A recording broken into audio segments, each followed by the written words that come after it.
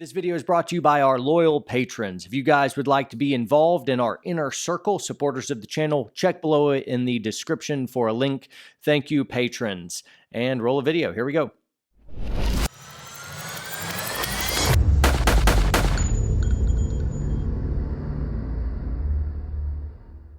All right, what's happening, folks? We're talking about a dude that's an absolute stud. And when I say stud, I mean quite literally, his name is C.T. Stud. I'm not making it up. C.T. Stud. It's right there. He wrote a book called The Chocolate Soldier. And man, I can't tell you how shocking when I first read this was just the general life legacy and his writings. My intention in this video is introduce you to him, read some of his writings, and maybe it'll shock you as well, and maybe shock us awake in a certain way. We'll be better for it. The subtitle is Heroism, the Lost Chord of Christianity. So, it's Chocolate Soldier. It's not a war-fighting type thing. We've got a lot of new subscribers to the channel, and so, hey, welcome, guys. A lot of the videos we put out here are gun-related, their combat, their situational awareness, and trying to really focus on the warrior aspect, but there's also the poet aspect. And so if that doesn't blow your hair back, and if I mention the word Christianity or faith or just some type of, hey, being better dads or husbands, and I go down that route and you're like, dude, I just came here for the guns, you don't have to watch these videos. You can click on something else, and that's totally cool. But we put out videos like this because we're interested in more than just guns. So those of you who still hung with us, welcome. Glad you got through that as a bunch of people bailed, and that's absolutely fine. But this is stuff that really makes me tick. And this guy, C.T. Stud, was a man of daring faith. He was bold. He was a strong man's man. He was outright, professed Christian. He was known beforehand as he was famous in Britain as one of their celebrity athletes. And so he was a pro cricket player. And he was well known. He was part of a group called the Cambridge Seven. These guys were star athletes within Britain who all went on and answered a call to foreign Christian missions. So he would take up a real big hardship living in China and Africa and Asia, taking some really difficult missionary assignments, and he would do that for the rest of his life. But he had a real masculine take and way of presenting and a way of speaking that's really attractive to me, because I'd felt something years back. Here, let me back up before I hit you hard with some of the stuff that he's written, which you'll read it, and some of you guys will laugh out loud. You're like, holy cow, this dude is champ. This guy's hardcore. But I want to back up to something of I was in the military. And I was interested in starting reading, learning more in a whole bunch of different subjects, not just history and philosophy, but also in theology. I wanted to know a little bit more of Bible and matters of spirituality. And so I'm reading more. And I walk into a Christian bookstore. And man, just as a dude who's just gotten back from war, you walk into a Christian bookstore and you're just hit immediately with a wall of potpourri smells and Thomas Kincaid paintings. There's little arts and crafts, glass butterflies everywhere, and you're like, holy cow, this is built for Martha Stewart's fan club. This is not for me. And so just immediately, just even being there was a little emasculating. And, when I read Bible, I read, all the battle act stuff. I see all the wars, and I see bloodshed, and I see a world in turmoil and war and daring faith rising up above the fray. And so I see that stuff. And so when I see the other, which, you can, there's a reason that's there, that's there too. Remember, it's warrior poet, not one or the other, but really, the warrior side really resonated with me even more, but I didn't see that really represented. And so anyway, that left kind of a mark that hung with me a little bit of kind of like, is Christianity feminine, specifically feminine?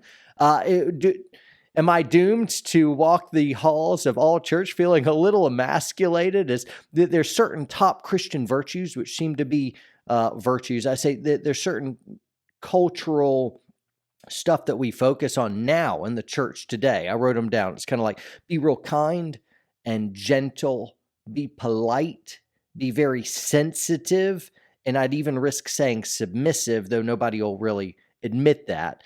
Those are some things that just kind of like a common 21st century man is exhibiting. It's all the softer sides. It's all the poet aspects. And I'm like, dude, there's something deeper though. And I dare say it's something forgotten. And when I came across Stud, it wasn't forgotten to him. And when I read through church history, I'm like, dude, you see some dangerous, bold, strong men of the faith. And that's what it really takes. We're in a world at war, and our message is very, very unpopular. And so, man alive, it takes a man to stand for something. And so there's nothing wrong with being kind, gentle, polite, sensitive, submissive. And in fact, those attributes will get you very far in life. Without those attributes, you're not going to get very far in life. So make sure we're not throwing the baby out with the bathwater. The goal is not to say, the poet is an idiot, be all warrior. No, you want to be a balance of both. So be sensitive, polite, kind, gentle, but not at the expense of the other stuff. So, for instance, there's some forgotten virtues that Stud really hits hard home. And I think a lot of you dudes out there, this will resonate immediately with you. You'll be like, yes, where is that? And I'm like, if you're not seeing it in your church circles, you're not seeing it in yourself or your Christian friends, we need to redeem that stuff, because that is absolutely hardcore Christianity. And that's obviously my viewpoint, my worldview. So forgotten virtues: be fearless, be bold, be strong, be dangerous, and have a masculine type of leadership. This is all really getting well with all the patriarchs and big biblical characters of old, guys like Joshua, Caleb, David, Abraham, Daniel, Moses, Paul, John the Baptist, Elijah. I think of David's last words to his son Solomon before he took the throne. He's like, be strong and show yourself a man. And similarly, the charge that Moses gave to Joshua as well, it's really telling him to be strong. When angels would appear to human beings, they'd freak out, because I would too. And the angels always like, fear not. So anyway, there's a certain courage that's called upon for men, bold men of daring. And so right now I'm thinking about the 12 spies that went out into the promised land from right after the Egyptian Exodus. And 2 of them came back and said, hey, let's go down and kick some people's teeth in. We can take our land back. And then the other 10 are like, these guys are dangerous. We can't take them over. Don't do that. And so you see a lot of those 10, folks that were not bold. They were not courageous. They were not daring. And the penalty for that was God wouldn't let all the people enter their old land to retake it. And instead, they all wandered in the desert for 40 years until that generation died. And then the kids could go to war and once they had grown up. And so there was a heavy, heavy cost for not being bold, dangerous, strong, fearless, and having that kind of masculine type leadership. That's ever so critical, and it's also attractive. That's what women want as well. That they want those attributes, even though they're fearful of those attributes. Because let's face it, I don't think there's room in today's society, and there's not room in today's church for real dangerous kind of masculinity. And I don't mean flying off a handle. We're tempered by that good conviction. We're also gentle and kind. In effect, we're warrior poets. We're in charge of our system. We're not flying off the handle. We're trying to be good men, but we've got those switches that we can throw and throttle down when it's ready to do something tough, to suck something up, to carry a heavy burden,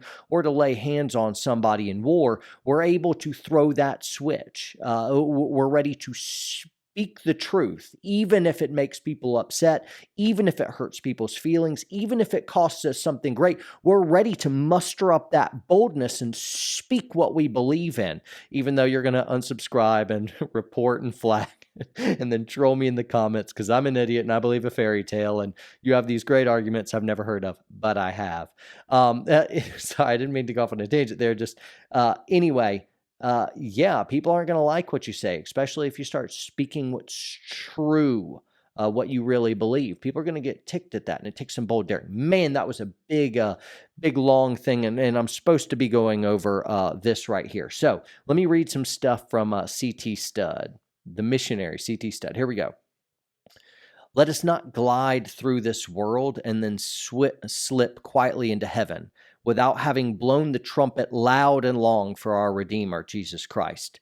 Let us see to it that the devil will hold a thanksgiving service in hell when he gets the news of our departure from the field of battle. That's so cool. All right, check it out. This is so hardcore. Here we go. Should such men as we fear before the world, before the sleepy, lukewarm, faithless, namby-pamby Christian world, will we dare to trust our God? Will we venture our all for him? We will live and we will die for him, and we will do it with his joy unspeakable, singing aloud in our hearts. We will 1,000 times sooner die trusting only our God than live trusting in man. And when we come to this position, the battle is already won and the end of the glorious campaign in sight. We will have the real holiness of God, not the sickly stuff of talk and dainty words and pretty thoughts. We will have a masculine holiness, one of daring faith and works for Jesus Christ. And I'm like, dude, you stud.